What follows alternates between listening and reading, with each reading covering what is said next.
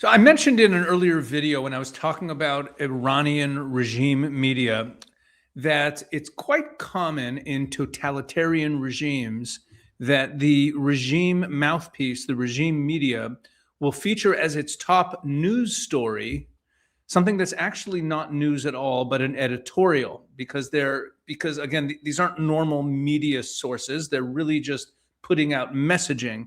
And it's so useful to pay attention to what is being said in the media of your enemies, in regime media. Look, I mean, the truth is any country that you're covering, any country that you want to know about, you want to understand a certain aspect of what's going on, you have to read the media, the local media in those countries. So if you're looking at something that has to do with Turkey, you got to read Anadolu, you got to read what's going on in Turkey. If you're reading something that has to do with Saudi Arabia, you got to pay attention to Al Arabiya or Arab News or the other Saudi-controlled outlets to see how they're spinning it. Because as opposed to a country with free media, where what's written there could just be what the journalists want to write, because there's no such thing as that, you really get a sense of the position of the government.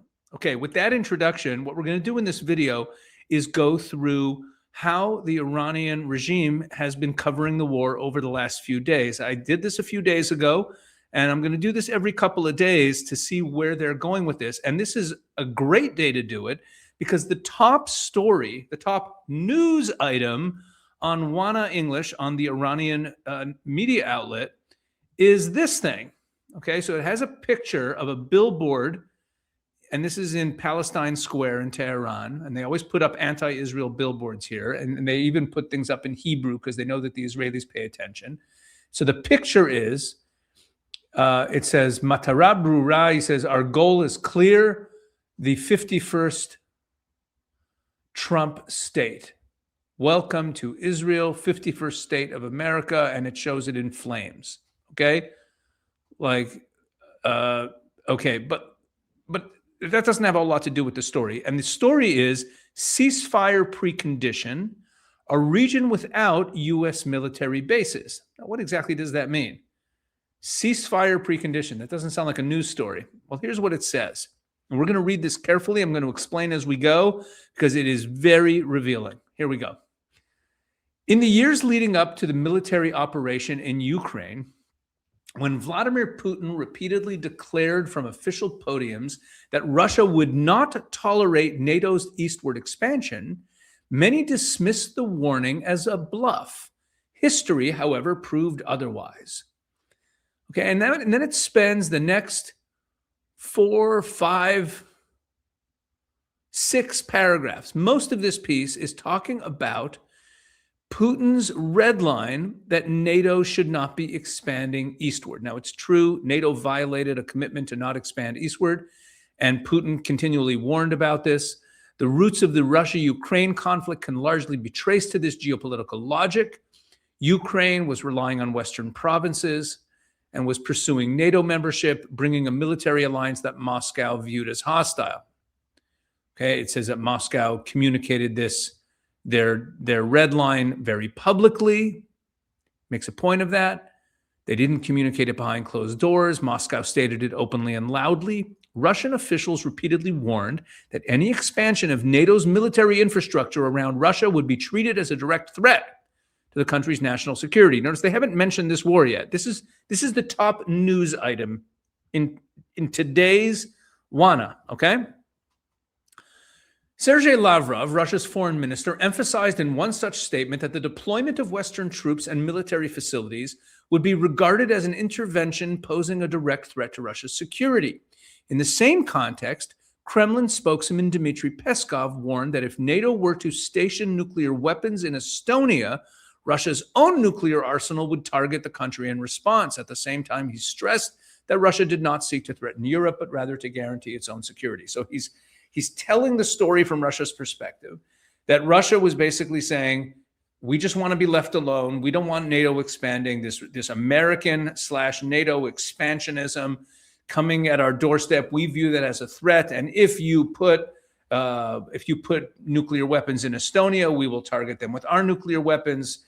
And and this article is praising Kremlin spokesman Dmitry Peskov or Sergei Lavrov, it's praising the Russians for being very public and very tough about their stance. Okay, that's the point of these paragraphs. This approach reflects what is often described in international relations as active deterrence, not passivity, not retreat, but the explicit definition of costs for the opposing side. Meaning that by Russia being public and making threats that if you cross certain lines, we're going to take action, that Russia was engaging in active deterrence against the West. Okay? Shaping the strategic environment in such a way that the adversary would think twice before even considering an attack. That this is active deterrence by the Russians against NATO. All right. From this perspective, the Islamic Republic of Iran now finds itself in a comparable situation. West Asia has become a theater shaped by long-term U.S. strategic planning. So here's the piece so far. Track with me. The opening paragraphs of the piece lay out the logic behind Russia's approach to NATO expansion eastward and the warnings about Ukraine NATO membership being a threat and putting nuclear weapons in Estonia being a threat, praising the Russians for being very public about this red line and also threatening military action if this red line is violated, right? That's the framing. And then it's saying, from this perspective, the Islamic Republic of Iran now finds itself in the same situation. Okay, so what does that mean? That means that it's a theater, in their words, shaped by long-term U.S. strategic planning, meaning U.S. expansionism, doing the same thing to Iran that was done to Russia by expanding eastward, by sticking their nose into Ukraine, and by expanding NATO. He's saying that the U.S. is doing the same thing. Okay. And then it explains the deployment of American military bases in Iraq, Syria, the Persian Gulf, and the Arabian Peninsula has been widely interpreted as part of a broader effort to encircle Iran and maintain constant pressure on Tehran. You see, it's, again, positioning the Iranian situation as equivalent to the Russian situation with NATO. Forces stationed thousands of kilometers from U.S. territory, yet positioned close to Iran's borders, carry little defensive or peace-oriented justification. Their presence is inherently strategic and coercive in nature. Seen through this lens, if Iran's armed forces and diplomatic institutions act in a way that leads Washington to believe it can continue maintaining its regional bases despite facing serious costs, such a perception could weaken deterrence and potentially encourage further pressure or escalation. Now, there's a diction mistake, a syntax mistake here, and there often are in these stories. And I had to read this paragraph. It's really one long sentence. I had to read it 3 or 4 times to understand it. So let me read it again and fix the word. Seen through this lens, if Iran's armed forces and diplomatic institutions act in a way that leads Washington to believe it can continue to maintaining its regional bases, and it should say without facing serious costs, such a perception could weaken deterrence and potentially encourage further pressure or escalation. So what they're saying is that now that we've laid this out for you, that America has all these bases surrounding Iran, and they're thousands of miles from the United States. They serve no purpose for defense or security for the U.S. They're really just coercive and strategically expansionist in nature. That's what the Americans are really doing there. So we're in the same situation as Putin was in, with America expanding eastward with NATO. So therefore, we have to do the same thing that the Russians do, right? The Russians put up red lines and threatened military action, made it very clear what their red lines were. So they're saying, seen through this lens, if Iran's armed forces and diplomatic institutions, if they behave such that Washington thinks that this is no problem and that they're not going to suffer they're not going to pay any price for this, so that perception could weaken deterrence and encourage further pressure or escalation. You see why I had to read this a few times. It's complicated. But it goes on. In such circumstances, silence or reliance on diplomacy alone may not be sufficient. In such circumstances, meaning if American troops are surrounding Iran and America is doing all this, then silence or even just diplomacy is not sufficient. We have to act. The Russian experience suggests that major powers tend to engage seriously at the negotiating table only when the costs of confrontation become tangible and credible. Within this framework, Iran would be expected to send a clear message to Washington and its allies. And then this part is bolded.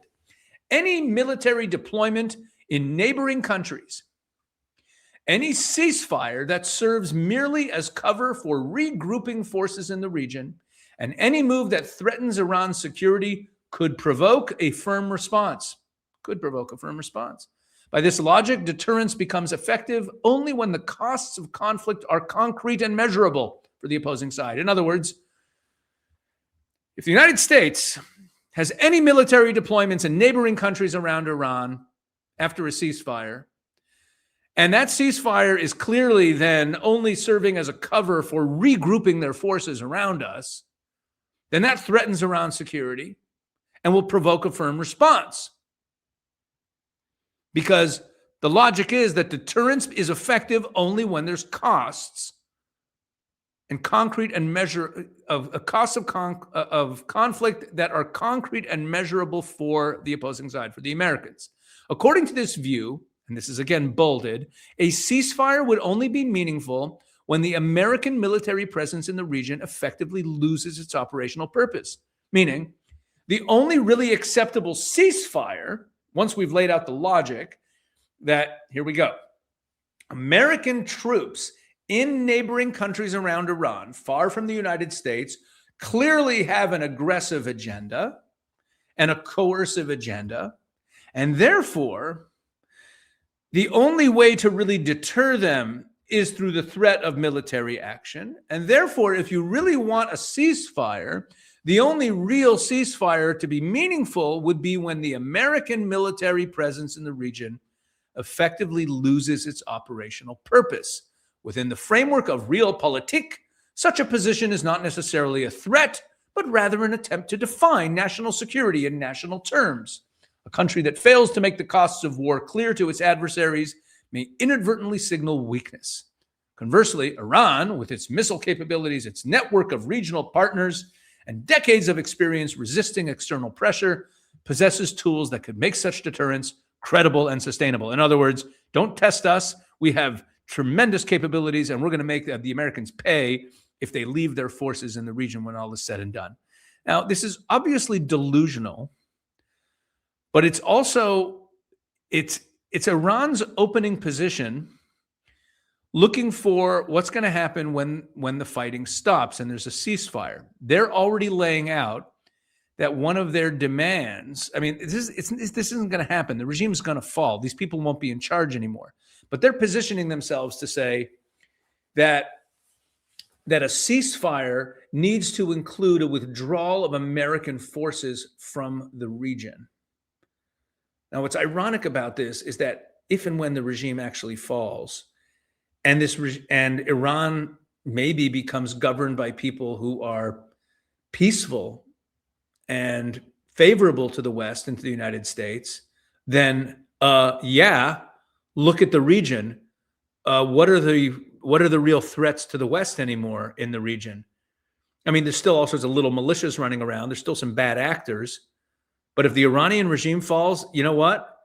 The Americans probably will be able to draw down their presence in the region, especially with a powerful and capable ally, Israel, kind of keeping an eye on things and protecting American interests in the region. So ironically, they might get their wish. It won't matter because the regime won't be around anymore. But you see where they're going here. And this is the top story today. Here's the front page of WANA today. Top news. And this is the top story. Ceasefire precondition, a region without U.S. military bases. This is the top story today, which means this is their key messaging. It's not a story. Remember, this is regime media. This is their press release. This is their newsletter. It means that this is their top messaging for the day, is that they are already They are already signaling what their ceasefire position will be if Trump's looking for an off-ramp to stop the bombing because maybe you've destroyed enough ballistic missiles, you've destroyed enough nuclear, and and they're saying like these are our terms.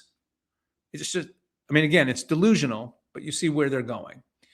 And it also dovetails well with a couple of other stories where they've been signaling American weakness. So let me show you a few examples of this.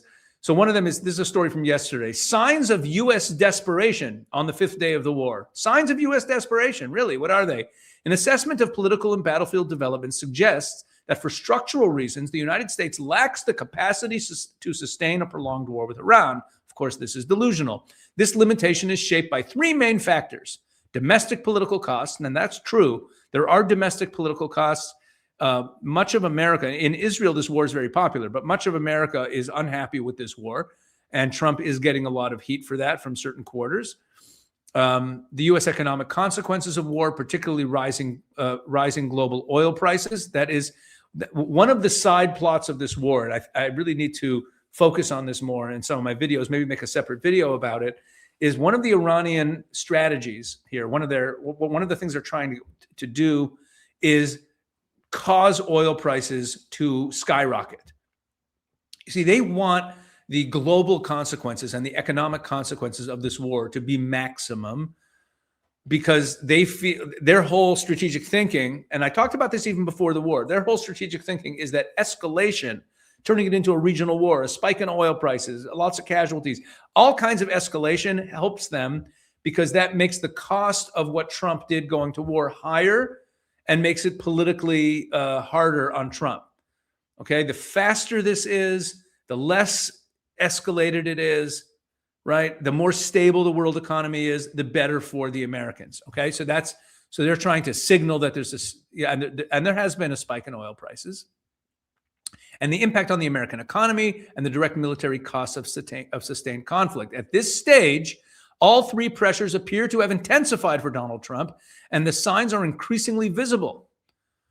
Okay, and then it talks about during a recent government briefing with senators, the reactions were telling. Figures such as Elizabeth Warren, Chris Van Hollen, and Don Beyer emphasized two common points: the alleged illegality of Trump's action and the absence of a clear plan or defined endgame for the war. And the illegality is nonsense. It's based on the War Powers Act, which every president pretty much, ever since the law was passed in the 70s, has said it's an unconstitutional law, and therefore no one has ever really paid attention to it. Their remarks highlight the president's difficulty in persuading America's political establishment.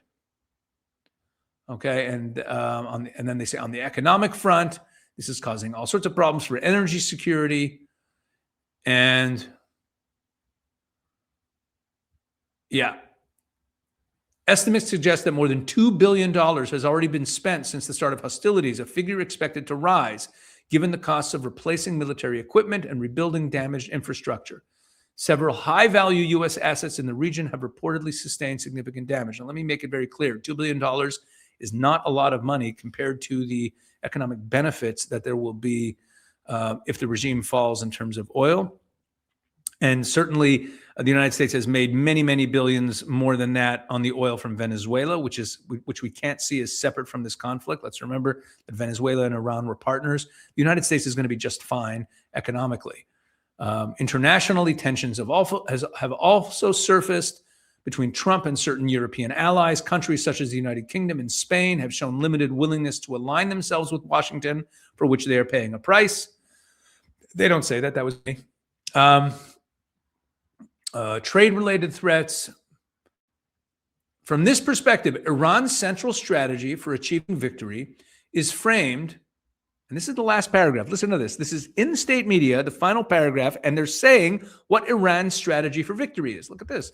From this perspective, Iran's central strategy for achieving victory is framed as the imposition of strategic costs on its adversary, a process that could solidify as the war lengthens. In this view, the conflict would continue until a point is reached when the future regional order can be shaped without American presence.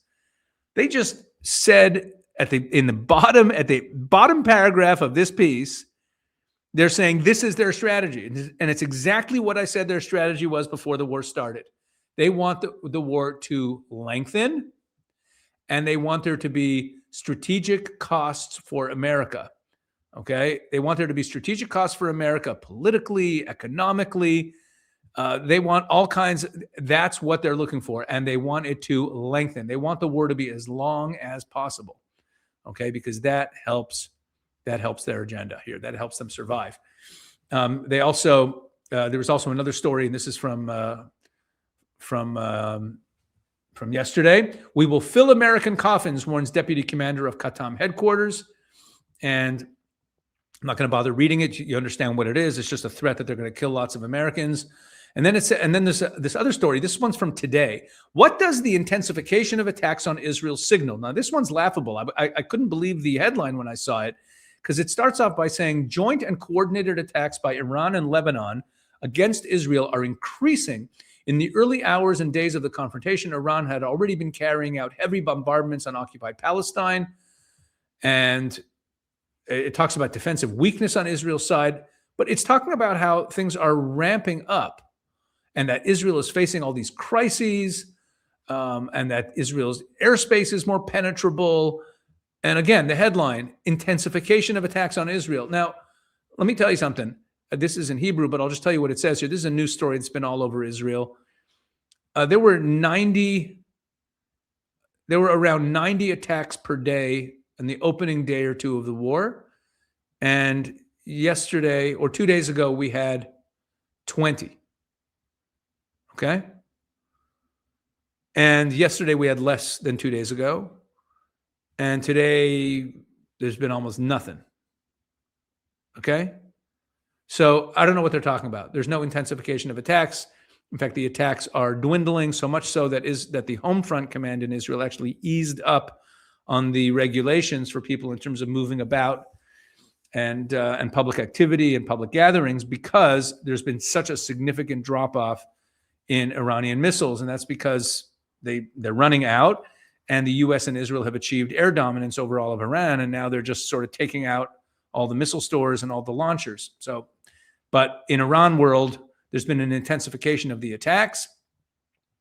And here, this is really rich also. This is from today. IRGC launches 22nd wave of True Promise. That's what they call this war. They call it True Promise 4 operation. But look what it says in here. The Public Relations Office of Iran's Islamic Revolutionary Guard Corps announced the 22nd wave of Operation True Promise 4 has begun under the code phrase Ya Hussein ibn Ali. So they've named this new wave of attacks after Ya Hussein ibn Ali. According to the statement, we'll get to that in a minute. According to the statement, a large number of Khorramshahr 4 Khaybar and Fatah missiles were launched towards targets in the heart of the occupied territories. That means Israel. Okay, and it comes as a part of the ongoing response to enemy actions, etc. Okay, now who's Hussein ibn Ali? So Hussein ibn Ali this goes all the way back to the very beginnings of Islam, and there was a war. There was a war in which started the whole split between Shia and Sunni Islam. It was actually a civil war among Muslims, the first battle among Muslims over who would inherit and who would be the caliph. And Hussein ibn Ali, who was considered this great hero by Shiites, was killed in that war. Okay? He was killed in that war. It was a civil war between Muslims. So this is interesting, considering the fact that Iran has attacked all these Sunni Muslim states in the region, right? They've been attacking UAE and Qatar and Oman and Bahrain and Saudi Arabia, and they're attacking all these Sunni states. They even apparently launched a missile at Turkey. They attacked Iraq. They're attacking everybody. Attacked Jordan. So it's interesting that they named this next wave of attacks after a guy who was martyred in a war between Muslims and Muslims. Now, also, you notice that the missiles that they're sending, one of the new missiles they're using is called Khaybar, and they've been talking about this missile a lot. They've been firing them at Israel. Khaybar is also a historic term. Khaybar is the name of it refers back to a Jewish town where there was a massacre of Jews in Khaybar by Muhammad and his followers in the early days of Islam. And still to this day, Muslims, when they want to chant like death to the Jews, they'll chant this chant, Khaybar, Khaybar al-Yahud, Khaybar, Khaybar, O Jews, the army of Allah is coming back to get you, is right? And it's referencing back to the massacre of Jews. So they named this missile Khaybar. So I found that interesting.